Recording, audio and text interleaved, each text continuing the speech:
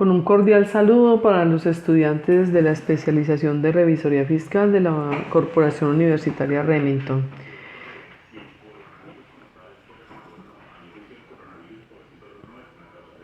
Hoy vamos a ver, recordemos que esta es la asignatura Teoría y Gestión del Control, que mi nombre es Denise Giraldo, contadora pública, especialista en Revisoría Fiscal y auditora interna de calidad.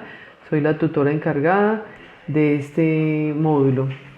Ya este es nuestro tercer encuentro tutorial, que infortunada o afortunadamente nos tocó verlo virtual. Vamos a ver hoy el modelo integrado de planeación y gestión, MIPG. ¿Por qué vamos a ver el modelo integrado de planeación y gestión? Porque aunque el módulo habla desde control interno, preciso hablar de MIPG debido a los cambios normativos que ha habido en cuanto a este tema de control interno. Entonces quiero que lo veamos primero para luego adentrarnos de lo macro a lo micro y llegar ya a la esencia del módulo, que es control interno.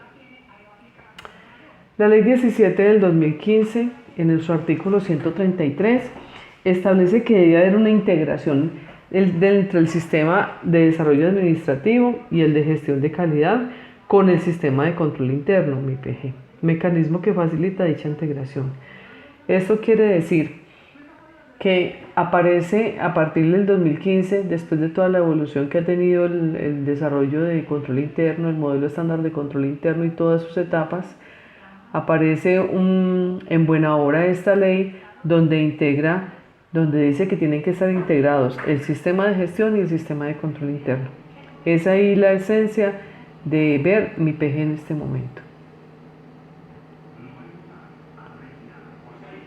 Cuando dice que vamos a definir el sistema de gestión, ¿de qué se trata?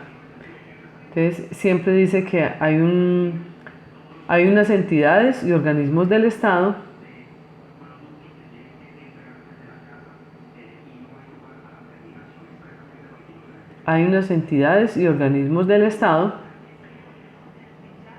que establecen unas políticas, que también tienen una normatividad por cumplir. Todas las entidades tienen unos recursos. Dentro de los recursos se habla que hay recursos financieros, que hay recursos humanos, que hay recursos tecnológicos, y todo conlleva también a que tiene una información para el desempeño de la gestión y desempeño institucional. Esa información regularmente, con la actualidad, tenemos que esa información tiende a ser más virtual que física, sin que se haya descartado del todo la información física en las entidades o en los establecimientos públicos. Pero de todos modos, independiente de lo uno o lo otro, sigue siendo una información de la entidad como tal. Con todos estos elementos debe haber un mejor desempeño, que en unión con unos resultados buscan una satisfacción de los usuarios, de las partes interesadas, como se llaman en el modelo integrado de planeación y gestión. Ya no se hablan de clientes internos y externos, sino que se hablan de unas partes interesadas. Pero en última, lo que se busca es que haya un mejor desempeño, unos resultados que satisfagan esas necesidades en el marco de la legalidad y la integridad. Siempre todas las entidades públicas tenemos, pues no solamente las entidades públicas, estamos en un país muy normativo, que día a día salen normas, que nos regimos por una constitución política que es la norma de normas. Entonces siempre tenemos que estar en todo nuestro actuar, bien sea público o privado, cumpliendo con la normatividad.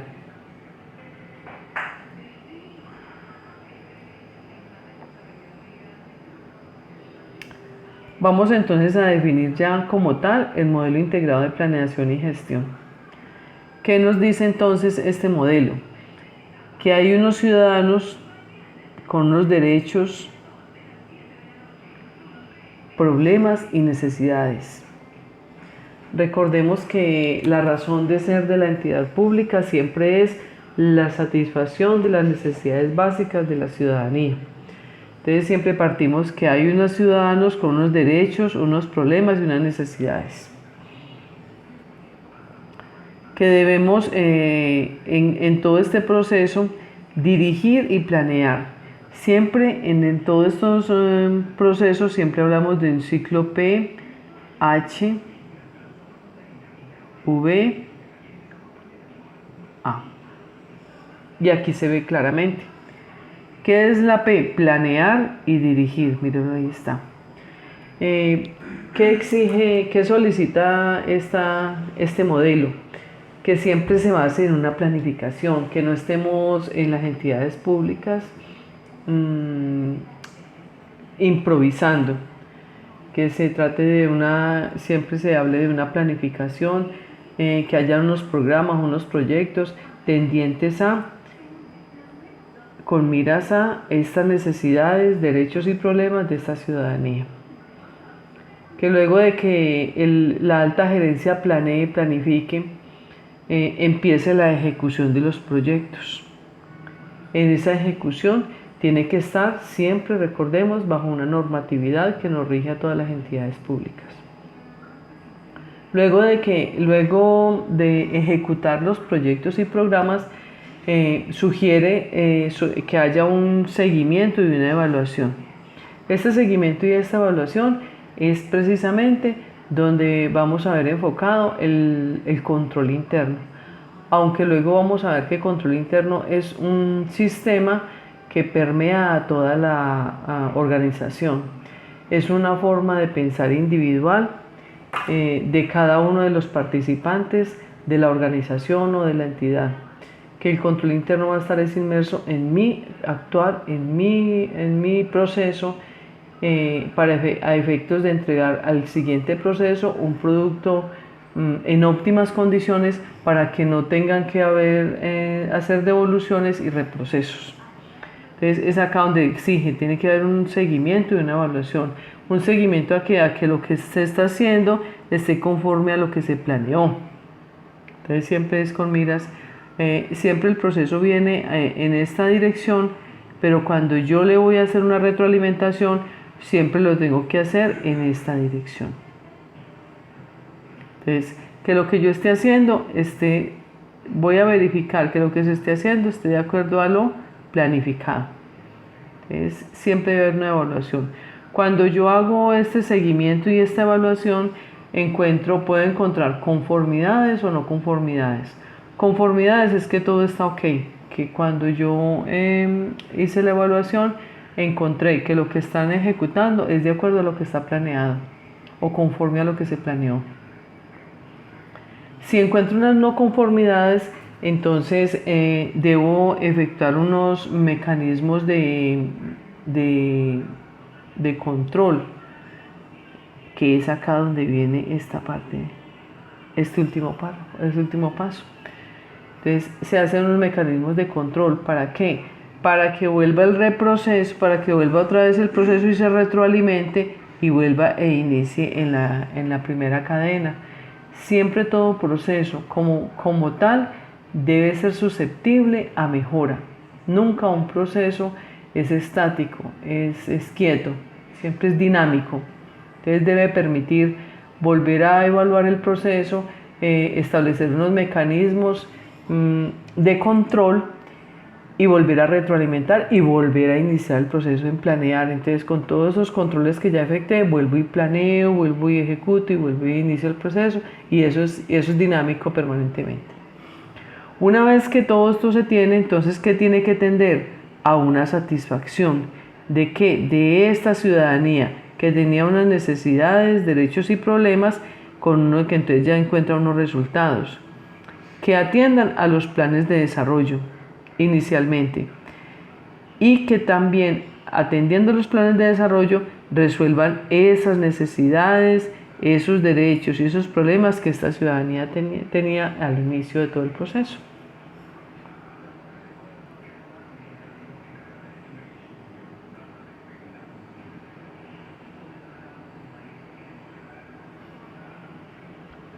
Bien, entonces ahorita vamos a ver el funcionamiento de mi PG.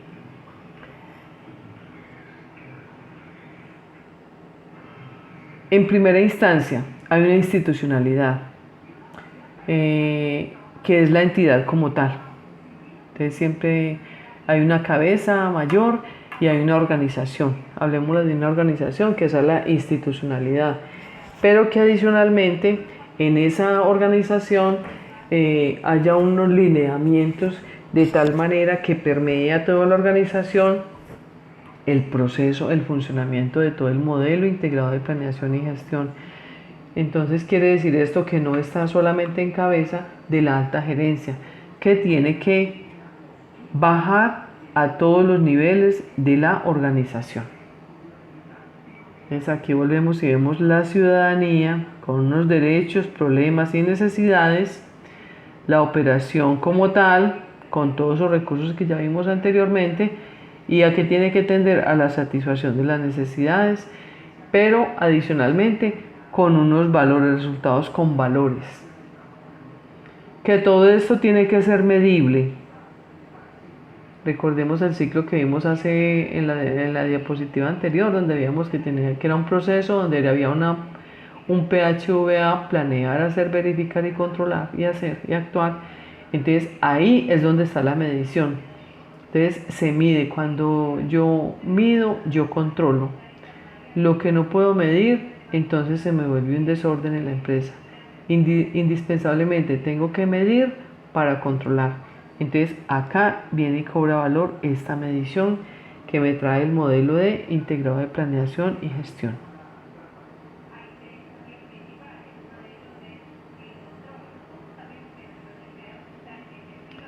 Entonces vemos ya la estructura en general de mi PG. Ya vamos a ir de lo macro a lo micro. Entonces vemos la estructura general de mi PG. Es todo este gráfico que encontramos acá. Vamos a ver grosso modo cada uno de los lineamientos, cada una de las líneas estratégicas, para en última llegar a la que nos lleva en este momento, que es la de control interno. Entonces, como primera línea estratégica que tiene acá, tiene el talento humano vital. Miren que siempre inicia por lo más importante, que es la capacidad humana que tenga la organización. Es lo vital para que toda organización funcione, para que el mismo sistema de control interno funcione, para que el mismo modelo integrado de planeación y gestión funcione.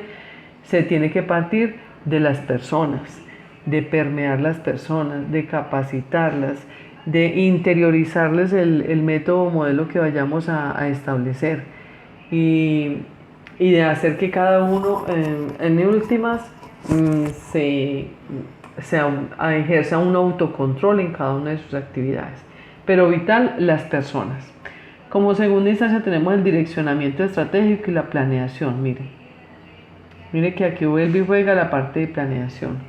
En toda entidad o en toda organización debe primar la planeación. Siempre tiene que empezar a pensar para dónde va esta entidad, cuál es nuestra misión, cuál es nuestra razón de ser. Entonces empecemos a planear. Ese es el direccionamiento estratégico y la planeación, grosso modo. Que todo esto tiene que ser alrededor de unos valores, obvio que sí. Necesariamente tiene que haber un direccionamiento con valores para que se tenga una calidad de un ser humano que atienda con calidad, que atienda con respeto, que atienda con sentido de pertenencia, porque cuando uno tiene un sentido de pertenencia por la empresa, le duele todo lo que le pueda ocurrir, y se alegra con los logros también de la misma empresa. Entonces por eso es necesario que esos valores también estén interiorizados en cada una de estas personas que la integran. Debe haber una evaluación de resultados indiscutiblemente, porque si yo no evalúo los resultados que voy obteniendo, de pronto puedo ir perdiendo el horizonte de esta planificación. Entonces necesariamente tengo que ir evaluando los resultados en la medida en que se me van presentando, para mirar qué tan lejos o qué tan cerca estoy de lo que planeé, de la misión, de la visión, de los objetivos de la empresa. Yo debo ir midiendo esto. Entonces eso es lo que requiere ahí, que vayan estableciendo una forma de evaluar esos resultados a efectos de mirar qué tan lejos o qué tan cerca estoy de la misión y de la visión de la empresa. ¿Tiene que haber una información y una comunicación? Obvio que sí. Esa información y comunicación puede ser escrita, puede ser verbal, puede ser virtual, pero de todos modos siempre debe haber como una evidencia sobre esa comunicación, que se debe haber unos parámetros establecidos de cómo va a ser mi comunicación, por ejemplo, con las partes interesadas externas, o la forma de esas mismas partes comunicarse o enviar una comunicación, un documento, una petición, una queja, un reclamo, una felicitación a la entidad. Siempre debo tener como establecidos esos parámetros.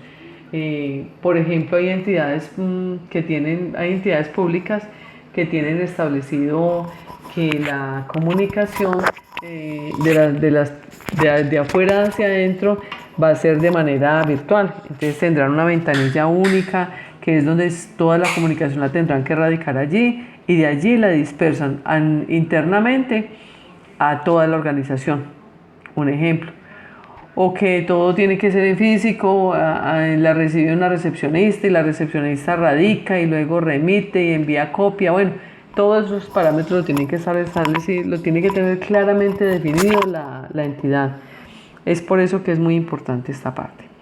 Y adicionalmente también requiere que establezca cómo va a ser su forma de comunicarse. Esa es la que vimos, era una forma de recibir la información de afuera hacia adentro. También debe tener establecido cómo me voy a comunicar yo con el exterior, con mis partes interesadas externas, cómo me voy a comunicar al interior de la organización. Entonces es allí donde se determinan cuáles son los roles directivos, cuáles son los roles ejecutores, cuáles son los roles técnicos. ¿Por qué? Porque en ese mismo orden de ideas entonces habrá una alta dirección que se comunica con sus roles directivos. Entonces los llama, los comunica, les informa, y estos a su vez empiezan a bajar la información hasta que llegue a toda la organización. Toda la organización debe estar comunicada e informada al respecto. Entonces eso es importante por eso. Gestión del conocimiento y la innovación. Pues siempre tendemos a que estamos en un medio que cada día las tecnologías van cambiando, se van actualizando.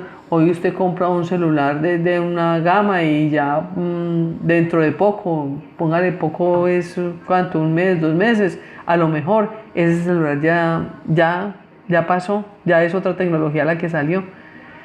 Y eso es permanente en nuestro medio que vivimos hoy en día.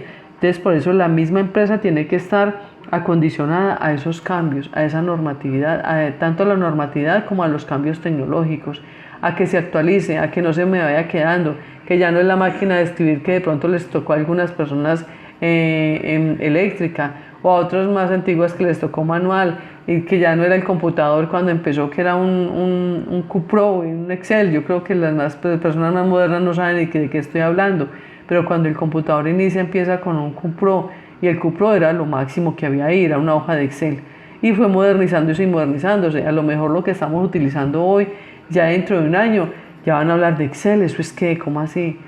¿Sí? Entonces cada día se va cambiando, va modernizándose las entidades, y en ese mismo orden de ideas las entidades tienen que irse modernizando. A eso es a lo que conlleva.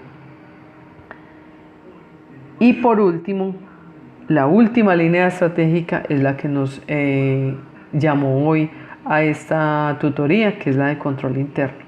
Entonces ya vamos a ir adentrándonos cada uno, todas la misma grosso modo, pero ya vamos a empezar a desglosar lo que es la línea estratégica de control interno.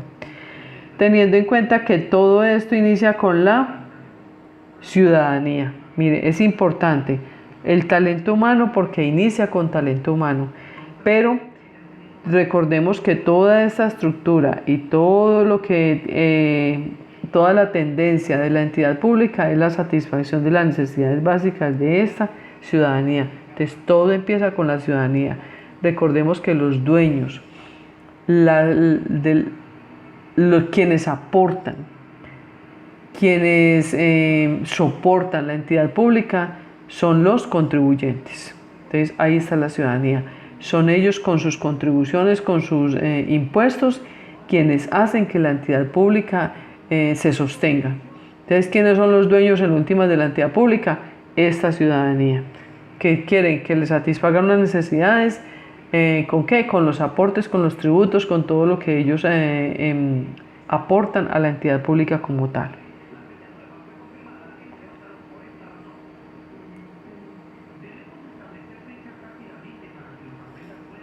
Bueno, aquí dejo un videito que es muy importante que quienes lo quieran ver, pues ahí les queda el enlace. Es un video que da como, en grosso modo, la evolución que ha tenido la entidad pública como tal, por toda la normatividad que ha pasado. Me parece muy interesante, entonces ahí se los dejo, aunque ya en clase lo vimos. Entonces ahorita sí vamos a adentrarnos bien a lo que nos llamó hoy, que es el tema de control interno. Ya vimos que es la séptima dimensión, entonces ya en este momento cuando les hable de séptima dimensión de mi PG, ya todos nos ubicamos, espero que todos nos ubiquemos al gráfico grande que acabamos de ver, donde vimos que la última dimensión era control interno. Entonces es la séptima dimensión, sí, es la última y la séptima. Se dice entonces que el control interno es la clave para asegurar razonablemente que las demás dimensiones de mi PG cumplan con su propósito. Entonces, el hecho de que sea la última, ¿a qué nos induce a pensar? Que precisamente por eso tiene que ser la última, porque es la que hace que todas, si logra permear a todas las demás dimensiones, si logra permear esencialmente a la primera dimensión, que es el capital humano, entonces va a hacer que todas las otras dimensiones funcionen en debida forma. ¿Por qué? Porque esto es un sistema. Esto no es una oficina allá a lo lejos donde la vemos muy copetón, el de jefe de control interno, que porque es a nivel de staff, entonces nos va a mirar por encima del hombro, no, señor.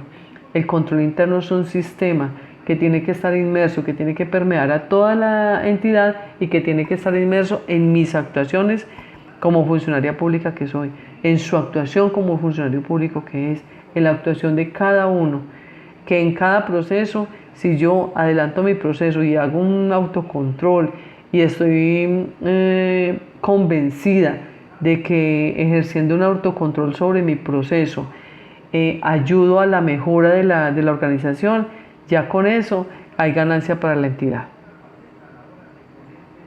Entonces, los componentes de la estructura del MESI, ¿cuáles son?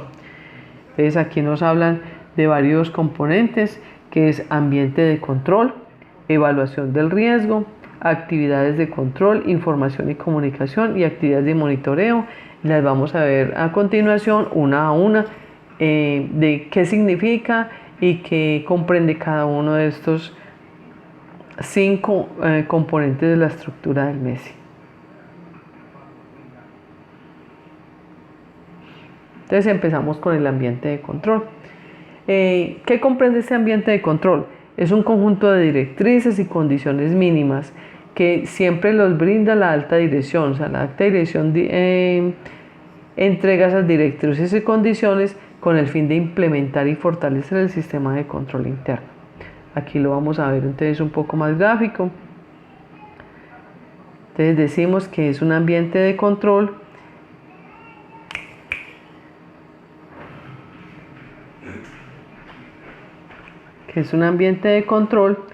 entonces aquí tenemos un gerente, vamos a ver gráficamente un gerente que entrega unos lineamientos de auditoría. ¿Qué pueden ser esos lineamientos de auditoría? Entonces aquí es donde vamos a ver que pueden ser unas metodologías, un cronograma y unos responsables. Entonces, que es a modo de ejemplo, unos lineamientos de auditoría. Dice que, recuerden que me decíamos que es una alta gerencia que entrega unos lineamientos y unas políticas. Entonces, a modo de ejemplo, vamos a establecer unos lineamientos de auditoría. ¿Cuáles pueden ser? Unas metodologías. ¿Cómo vamos a ejercer las auditorías en un periodo determinado? Háblese de una vigencia hablamos de 1 de enero a 31 de diciembre. Entonces, ¿qué metodologías vamos a utilizar en las auditorías? Vamos a hacer unas auditorías presenciales, las vamos a hacer en determinados ciclos, las vamos a hacer a los procesos misionales o solamente las vamos a hacer a los procesos de apoyo. Esa es como la metodología. Establece como una especie de un cronograma. Entonces en el cronograma siempre va a decir un ejemplo. Vamos a hacer 2 auditorías en el primer semestre y 2 auditorías en el segundo semestre. Van a ser en estas y estas fechas. Recordemos siempre que una auditoría nunca es sorpresiva. Una auditoría se debe anunciar, se debe planificar y se debe anunciar al auditado. ¿Para qué? Para garantizar que es expresamente que el día de la auditoría el auditado esté. No sea que vaya a la auditoría y no, es que él está en vacaciones, no, es que él tal cosa, no, eso no debe ocurrir. Entonces por eso se debe planificar una auditoría. Recordemos que siempre hablamos de la palabra planificar en todo sentido. Se habló de planificar desde mi IPG, se habla de planificar también el proceso auditor. El mismo proceso auditor debe empezar por la planificación. Entonces organiza un cronograma y en la medida en que se vaya llegando la fecha del cronograma, se le debe avisar al auditado, mire, para tal fecha lo van a auditar en este y este tema. Adicionalmente también se debe aclarar en qué tema se va a auditar. Entonces no es ir a decir, présteme cualquier documento porque sí, no. Usted debe ir con una auditoría planificada. Entonces usted va a decirle al auditado, mire, yo lo voy a auditar de tal fecha a tal fecha inicia, tal fecha termina, le voy a auditar por decir algo el efectivo.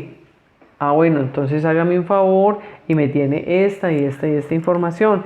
Que estén los responsables del manejo del efectivo, que esté el tesorero entonces, en ese caso, que esté el auxiliar de que sube la información al tesorero.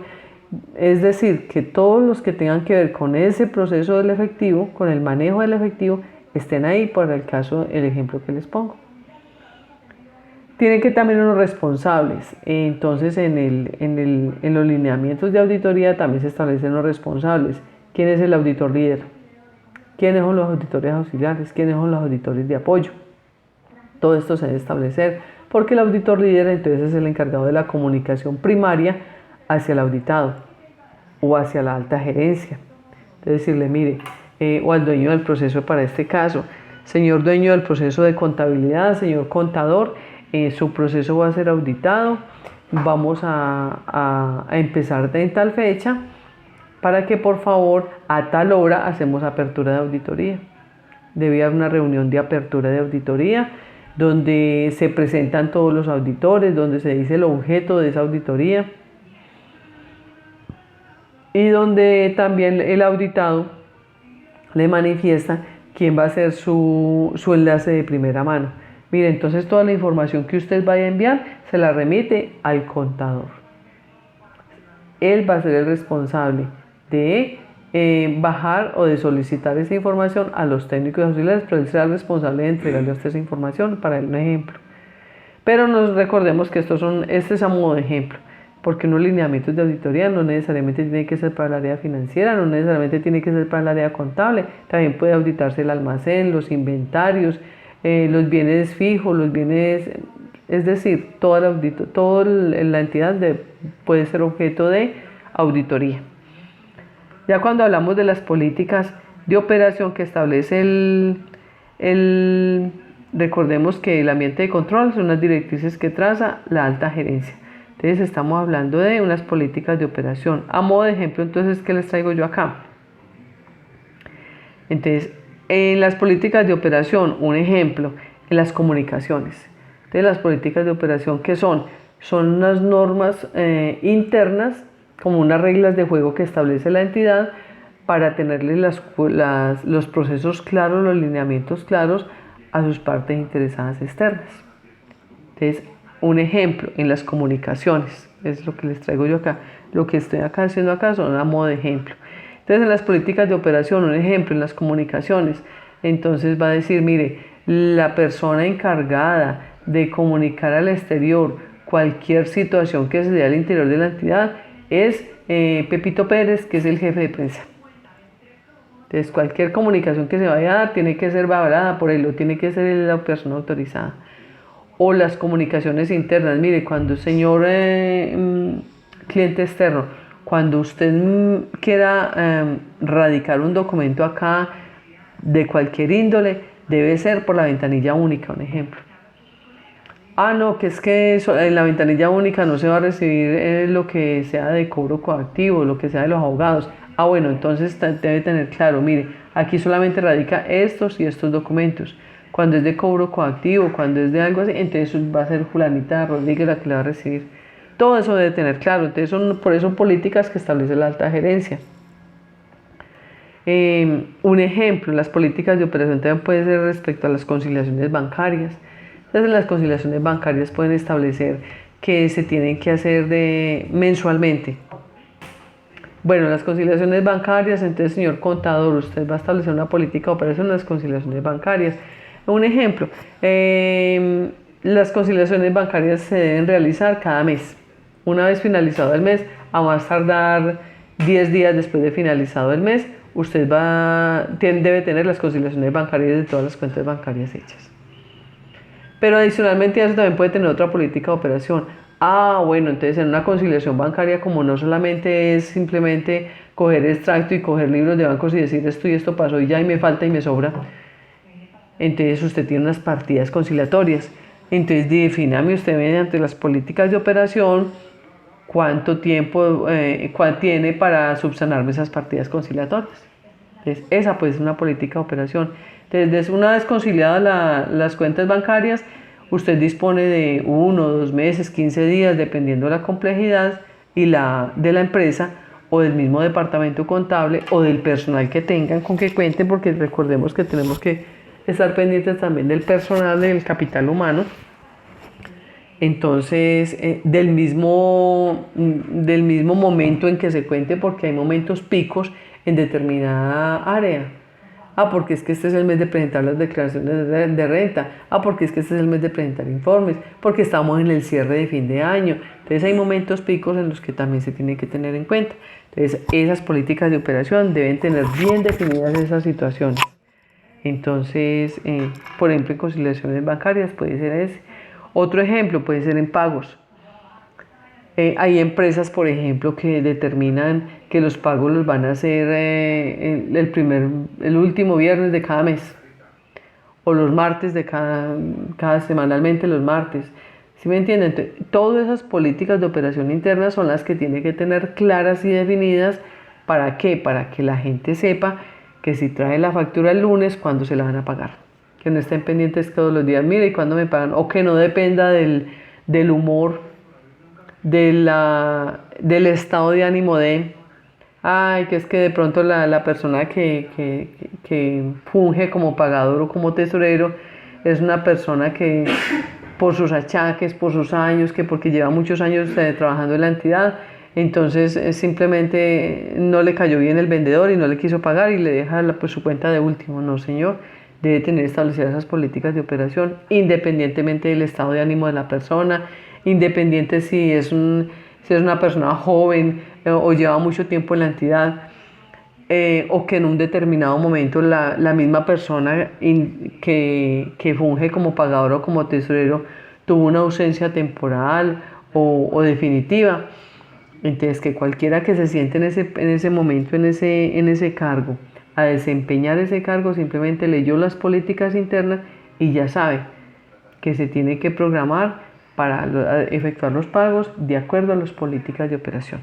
Entonces, es bien importante por eso todas estas directrices, todos estos lineamientos y todas estas políticas que establece la alta gerencia. Es bien importante por eso, porque le quedan las cuentas claras, tanto para el empleado como para las personas usuarias que vienen a utilizar los servicios de la entidad. Y esto todo tiene que ser tendiente ¿qué? A fortalecer un sistema de control interno. Este ambiente de control, todos estos alineamientos, todas esas políticas tienen que ser tendientes a fortalecer el sistema de control interno en la entidad. Obsérvese que hablamos de sistema de control interno y no oficina de control interno. Entonces, cuando hablamos de evaluación del riesgo, la segunda fase, esto es un proceso dinámico. e interactivo que le permite a la entidad identificar, evaluar y gestionar aquellos eventos de riesgo, tanto internos como externos, que pueden afectar los objetivos institucionales, el cumplimiento de la misión de la entidad o de sus objetivos. Vamos a verlo de una forma más dinámica. Entonces, evaluación del riesgo. Hablamos que es una organización y que es un proceso, miren. Entonces, ahí vamos viendo el proceso. Entonces, siempre es un proceso y observemos la flechita que me quiere decir que es algo dinámico, nunca termina. Siempre hablamos que un proceso, recordemos, siempre hablamos de un proceso que es dinámico, nunca es estático.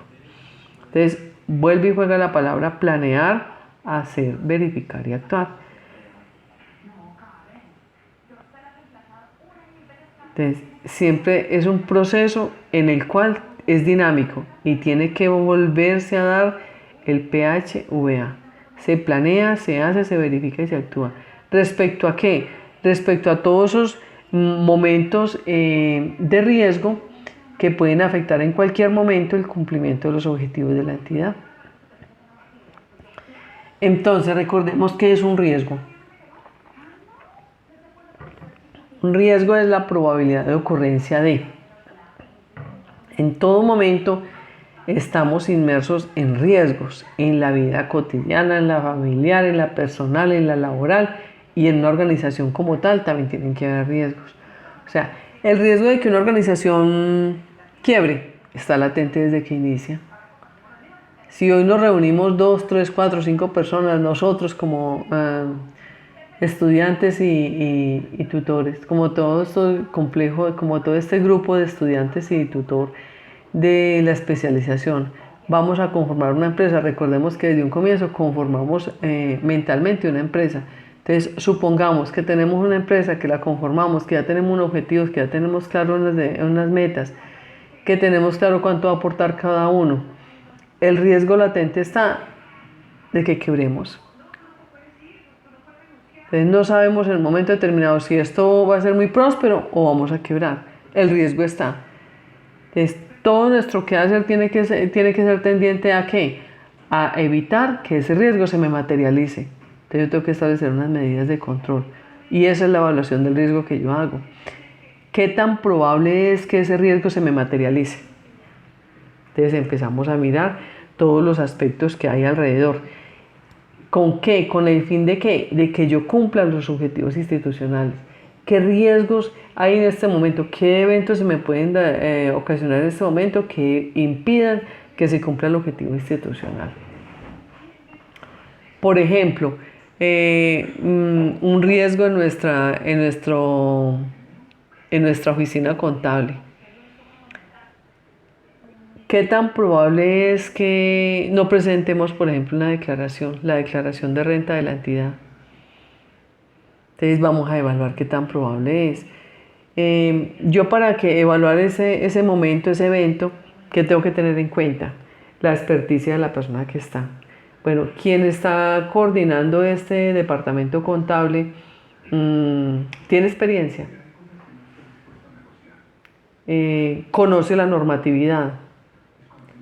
Al menos vemos que si es una persona de esas que están como pendientes de, que al menos ahí que uno ve que sí lee el estatuto, que uno ve que sí se mete a la página de la DIAN, que uno ve que está pendiente del cumplimiento de los vencimientos, que al menos sabe el número del NIT de la empresa, que es lo vital, pues.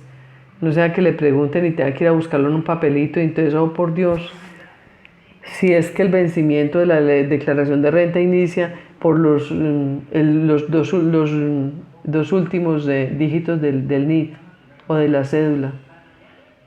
¿Sí ve? Entonces todos esos momentos tienen que empezar a evaluarse. Es ahí donde se empieza a detectar toda esa planeación, toda esa evaluación del riesgo. ¿Qué tan probable es que se ocurra ese riesgo?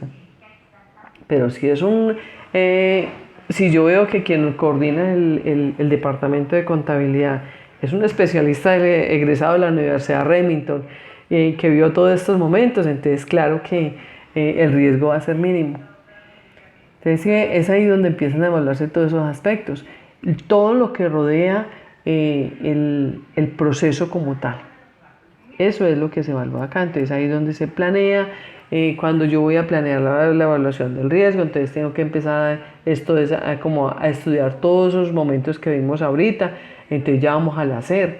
Entonces vamos a mirar el recorrido de ese contador en cuántas empresas ha trabajado, qué problemas tributarios tuvo esa empresa donde ha trabajado, cuántas sanciones, por ejemplo, tuvo, o si el mismo contador está sancionado o no, y de pronto obviamos ese detalle al momento de vincularlo a la empresa y sea un contador que esté sancionado, entonces después va a resultar que no me puede firmar la declaración. Entonces van y se verifican todos esos aspectos que se evaluaron y se actúa. ¿Qué es actuar? Es ya tomar unas medidas. Bueno, si es un contador definitivamente muy piloso, muy juicioso, muy estudioso, muy esto, muy. Bueno, entonces ya empiezo a tener la tranquilidad de que ese riesgo no se me va a materializar. Y esa misma evaluación debo hacerla con todos y cada uno de los riesgos de la empresa. Entonces mire que ahí solamente hablé de un riesgo en un departamento contable. Un riesgo. ¿Cuántos riesgos hay en el departamento contable? No lo sé. Porque cada empresa es diferente, cada empresa es un mundo diferente. Entonces yo de pronto decir en un momento determinado, es que en el departamento contable hay 5 y son 5 para todas. No, cada empresa es un mundo y cada empresa, como tiene personas, como tiene unos roles diferentes, como tiene una parte administrativa diferente, como su organización misma es diferente, sus objetivos son diferentes, la misión y todo difiere de una empresa con otra. Entonces por eso tiene que evaluarse cada empresa de manera diferente e independiente. Tiene que empezar a mirarse cada empresa, pero que lo conforman cada una de sus oficinas, de sus departamentos o sus dependencias. Por eso es necesario que esa misma evaluación se haga a nivel interno en cada oficina. Luego habrá un mapa de riesgos general, pero por ahora ese es como el detalle de la evaluación que yo debo hacer en el riesgo de la empresa. Actividades de control. Son todas esas acciones que generalmente se expresan a través de las políticas de operación, en los procesos y en los procedimientos. ¿Para qué? Para que conlleven al desarrollo de las directrices impartidas por la alta dirección frente al logro de los objetivos. Recuerde que inicialmente hablábamos de una alta dirección que trazaba unas directrices, unas políticas para el cumplimiento de los objetivos. Pues estas actividades de control tienen que conllevar a que eso se cumpla, a lo que el gerente estableció, a lo que la alta dirección estableció como políticas o como directrices, se estén cumpliendo. Es acá donde cobra importancia el mismo sistema de control que estamos viendo. Entonces, ¿qué tiene que llevar esto? A que vaya y evalúe qué fue lo que estableció. Un ejemplo, cuando hablamos allá de las políticas de conciliaciones bancarias, entonces, ¿qué debe haber? Debe haber una actividad de control de tal manera que me conlleve a verificar que esas conciliaciones bancarias las estén efectuando mensualmente. Un ejemplo, debe haber un tablero de mando, un tablero de control para el contador o para el que coordine el área de contabilidad. El gerente de contabilidad, el contador, como lo quieran llamar, para el dueño de ese proceso. Entonces, en cualquier momento yo le debo decir como gerente, présteme por favor el tablero de mando, muéstreme cómo va usted en sus conciliaciones. En ese tablero de mando deberá estar, si estamos a marzo, entonces el tablero de mando deberá decir, vea, estas son las cuentas bancarias.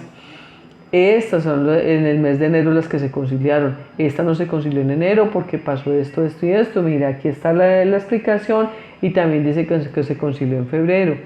Las partidas conciliatorias, recordemos que a modo de ejemplo decíamos allá que íbamos a establecer que las partidas conciliatorias se tenían que esclarecer o depurar a más tardar al mes o a los 2 meses siguientes. Entonces hagámosle seguimiento a esta partida conciliatoria. Regularmente uno toma la cuenta bancaria más representativa, que tenga más movimiento durante el mes, porque esa sería una buena muestra para tener como un buen criterio de evaluación. Voy y observo estas partidas conciliatorias. Muéstrame por favor qué partidas conciliatorias encontró aquí en enero. y miremos si a marzo están todavía esas partidas conciliatorias o efectivamente se está cumpliendo con las políticas y ya las esclarecieron y ya las ajustaron todas en contabilidad. Esa es una actividad de control. Que yo vaya y demuestre de alguna manera, siempre debe haber evidencias, que yo demuestre de alguna manera que estoy ejerciendo unas actividades que me evidencien que las políticas y las directrices que trazó la alta gerencia en su primera fase, efectivamente, tiendan a demostrar que se están cumpliendo. Ahora vamos a la información y comunicación. La información sirve como base para conocer el estado de los controles, así como para conocer el avance de la gestión de la entidad, mientras que la comunicación permite que los servidores públicos comprendan sus roles y sus responsabilidades, sirve como medios para la rendición de cuentas. Entonces la información es a nivel interno y la comunicación es a nivel externo, es lo que yo le entrego a la comunidad, mientras que la información es internamente cómo estamos nosotros, cómo nos vamos interactuando para ver el estado de los controles, cómo va. Si los controles que se establecieron efectivamente entregan unos buenos resultados o si definitivamente estoy con muchos controles que no atacan la raíz del problema. Por ejemplo, sigamos con el ejemplo de las conciliaciones bancarias.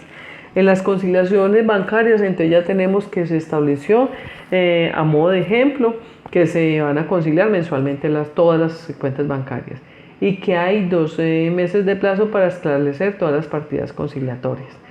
Entonces, ¿cómo es la información que suministran entre una y otra persona en el departamento de contabilidad? ¿Cómo llegan los extractos bancarios? ¿Cómo se los están distribuyendo las personas encargadas de las conciliaciones bancarias? O si es solo una persona la que concilia, entonces a esa persona ¿cómo le llegan esos extractos bancarios? ¿Le llegan de manera virtual? ¿Tiene una comunicación directa con el banco? A veces hay, por ejemplo, unos tokens que se le entregan a determinado funcionario que es el que concilia para que ingrese al banco, al portal bancario y baje el extracto bancario de manera ágil y no espere a que nos llegue físicamente porque se va a demorar 10, 15, 20 días o a veces no va a llegar. O si llega en físico, entonces se tiene todo ese rol específico y esas directrices que le digan a la persona que lo recibe en ventanilla o que le digan al mensajero del banco, vea, entrégueselo directamente a Pepito Pérez, que es el encargado de conciliar. Entonces todo eso es necesario establecerlo para eso, para que se cumpla verdaderamente. Ahora, la comunicación es cómo le estoy entregando a las personas, a las partes interesadas externas, lo que ocurre aquí al interior. Verbo y gracia, normalmente los mandatarios, cuando se posesionan, tienen un informe de los 100 primeros días de gestión. Quiere decir esto que ya tienen que estarlo preparando si estamos a marzo del 2020, entonces quiere decir esto que vamos a 90 días, 30, 60 y 90, porque los meses se cuentan de 30, independiente que hayamos tenido un mes de 29 días. Entonces deben estar preparando ya el informe de los 100 primeros días de gestión. Ese es un informe, una rendición de cuentas que se entrega a la comunidad. ¿Qué va a entregar ahí el mandatario? Obvio que no va a tener mucho para entregar de su gestión, pero sí es comunicarle a la entidad y qué hacen regularmente y le entregan a la comunidad, bueno, ¿cómo entregué esto y cómo estoy arrancando yo? Porque justo este año todos están empezando periodo de gobierno, es eso. O al final de la vigencia, por ejemplo, cerca de diciembre, entonces empiezan a entregar, mire, lo que hicimos este año es esto, esto y esto y esto, y le van entregando a la comunidad un avance de cómo va el cumplimiento de su plan de desarrollo. Tenemos ahí esa notica de plan de desarrollo pendiente porque luego vamos a ver de dónde sale un plan de desarrollo. Por ahora es simplemente el horizonte que programa su mandatario al interior de la entidad territorial. Hay unas actividades de monitoreo. En estas, ¿qué busca mi PG? Que la misma entidad vaya haciendo como unas evaluaciones, un seguimiento oportuno a la gestión de los riesgos y a los controles. Esto se puede llevar a través de dos tipos, con una evaluación concurrente o autoevaluación y una evaluación independiente. Como lo veíamos en la primera tutoría, la evaluación concurrente quiere decir que varias dependencias pueden, como su nombre lo dice, concurrir a hacer un mismo seguimiento. ¿Por qué? Porque de pronto ese riesgo los afecta a todos. Recordemos que estamos en el rol de los riesgos. O una autoevaluación que al final de cada periodo, que al final de cada semestre, de determinado periodo, la dependencia, hablemos del caso nuestro, de nuestro departamento de contabilidad, haga un análisis de qué fue lo que ocurrió, por qué ocurrió, las causas, qué riesgo se me materializó, por qué se me materializó y qué medidas de control voy a tomar. ¿Para qué? Para que en el siguiente mes, recordemos que estamos en un proceso, se toman las medidas, vuelve y se planea, vuelve y se ejecuta, para que en el siguiente mes no se me repita ese suceso. Eso es lo que se pretende con las actividades de monitoreo, que si se me materializó, evitar que vuelva y se materialice, que sea un riesgo reiterativo, repetitivo. Y que haya una evaluación independiente, que nosotros como oficina, que haya una oficina de control interno donde hace una evaluación de manera independiente. ¿Por qué se habla de manera independiente?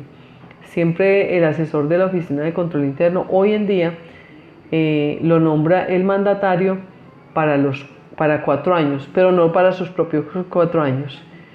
Siempre el asesor de la oficina de control interno abarca 2 años de este periodo de gobierno y 2 años del siguiente periodo de gobierno. Quiere decir que, por ejemplo, estamos en 2020, el asesor de control interno que hoy está en todas las entidades territoriales y públicas ya estuvo 2 años con el anterior periodo de gobierno y estará 2 años con este periodo de gobierno. Quiere decir que al segundo año este mandatario nombra otro asesor de control interno que abarcará 2 años de este periodo y 2 años siguientes. ¿Para qué? Para que haya una cierta independencia, que no dependa, que no esté pendiente que si yo tengo que entregar un informe acomodado para que el gerente me sostenga en mi puesto. Eso es lo que prácticamente buscó la normatividad al respecto. Entonces con eso se entiende que hay una evaluación independiente de parte de la Oficina de Control Interno y siempre es a nivel staff, no depende de nadie en la entidad. Su nombramiento lo hace directamente el gobernante de turno, pero con una independencia. Ahora vamos a ver las líneas estratégicas. Hay una línea estratégica que es la que define el marco general para la gestión del riesgo y el control. Esta está a cargo de la alta dirección y comité institucional de coordinación de control interno. Hay un comité y una alta gerencia que son los que están en la primera línea estratégica. Son los que direccionan, los que trazan los lineamientos. En este nivel analiza los riesgos y amenazas institucionales al cumplimiento de los planes estratégicos, objetivos, metas e indicadores. En consecuencia, tiene la responsabilidad esta línea estratégica de definir el marco general para la gestión del riesgo. Política de administración del riesgo, garantiza el cumplimiento de los planes de la entidad. Es acá donde se direcciona prácticamente todo el marco general que va a gestionar el riesgo y el control en la entidad. Ahora viene la primera línea de defensa. En la primera línea de defensa están los gerentes públicos y líderes de procesos o gerentes operativos de programas y proyectos en la entidad. Ellos se encargan del mantenimiento efectivo de los controles internos. En la anterior se analizaban los riesgos. Acá ya se encargan de que los controles que se establecieron efectivamente se cumplan. La gestión operacional identifica, evalúa, controla y mitiga los riesgos. Esta línea de defensa es la que se encarga de esto, de evaluar y de controlar y mitigar los riesgos. Son responsables de implementar acciones correctivas, igualmente detectan las deficiencias de control. Entonces, mientras la primera línea que encontramos ahorita, que se llama línea estratégica que está a cargo de la alta gerencia y un comité interinstitucional entregaba directrices, esta primera línea, que ya son los dueños de los proyectos, llámese director de departamento de contabilidad para nuestro caso. Él es el que se encarga de hacer un monitoreo y que efectivamente esos controles se cumplan, se implementen. Entonces vamos a mirar la segunda línea de defensa, ya son los servidores públicos que tienen responsabilidades directas frente al monitoreo y evaluación del estado de los controles y la gestión del riesgo. Entre ellos puede citarse jefes de planeación o quien hagan sus veces, coordinadores de equipos de trabajo, supervisores e interventores. Recordemos que en la entidad pública es tan responsable el que administra los recursos públicos como el funcionario público. ¿Quién administra en determinado momento un recurso público? Quien ejerce las veces de supervisor o interventor. Entonces, en un momento determinado, así sea una persona contratada del exterior, o sea, que no pertenezca a la planta de personal de la entidad, funge como servidor público cuando acepta ese contrato de supervisor de un contrato público, de un contrato donde se manejen recursos públicos. Esta segunda línea de defensa, y entonces aquí están incluidos ellos también, asegura que los controles y procesos de gestión del riesgo de la primera línea de defensa sean apropiados y funcionen correctamente. Mire, la primera línea de defensa establecía un monitoreo, un seguimiento, pero estos son los operativos directamente, los que hacen que efectivamente todos esos controles funcionen, los que ejercen el autocontrol en su proceso antes de pasar al siguiente proceso. Ejerce el control y la gestión del riesgo, las funciones de cumplimiento, seguridad y calidad y otros similares. Supervisa, mire lo importante de esta segunda línea de defensa, esto supervisa la implementación de prácticas de gestión del riesgo, eficaces para que la primera línea de defensa, eficaces por parte de la primera línea de defensa y ayuda a los responsables del riesgo a distribuir la información adecuada sobre riesgos a todos los servidores de la entidad. Esos se encargan de irradiar toda la información que reciben a los que les siguen en su grupo de trabajo. Hay una tercera línea de defensa, que ya es la oficina de control interno como tal, es la que ejerce la auditoría interna o quien haga sus veces. Proporciona sobre la entidad la efectividad del sistema de control interno, la operación de las dos líneas de defensa anteriores con un enfoque avanzado a riesgos. La función de auditoría interna, esta tercera línea de defensa es la oficina como tal, es la que ejerce la auditoría. Hace una auditoría interna a través de un enfoque basado en el riesgo. Proporciona aseguramiento sobre la eficacia de gobierno, gestión del riesgo y control interno a la alta dirección de la entidad, incluidas las maneras en que funcionan las dos líneas de defensa anteriores. O sea, esta es la que ya viene como a hacer, recordemos en el proceso PHVA, esta línea de defensa es la que viene a evaluar que todo esto, que todas las anteriores líneas de defensas que se estén cumpliendo lo que trazó la línea estratégica, que la segunda y la tercera línea de defensa estén actuando de acuerdo a esa línea estratégica que traza ¿quién? La alta gerencia y el Comité Interinstitucional de Control Interno. Entonces, esta tercera línea de defensa es la encargada de efectuar las auditorías, siempre basado en los riesgos. Entonces viene y establece, ¿el riesgo se materializó? Sí. ¿Qué controles estableció usted? Ah, bueno, ¿le funcionan los controles? Sí. Présteme por favor las evidencias de lo que pasó cuando se materializó el riesgo, de la evaluación que usted hizo y los controles que efectivamente usted tomó. Présteme la evidencia, yo lo evalúo y yo miro a ver si efectivamente en todo ese proceso de volver a retomar el direccionamiento de su oficina, esos controles que usted estableció fueron eficaces y verdaderamente atacaban el problema o la raíz de la materialización del riesgo como tal. Es entonces acá donde damos por terminado esta tutoría de control interno. Espero haya sido de utilidad para todos y que de veras lo apliquemos en las entidades. Expreso sinceros agradecimientos por toda su atención, por todos sus aportes y que de veras este material sirva de retroalimentación para los procesos subsiguientes.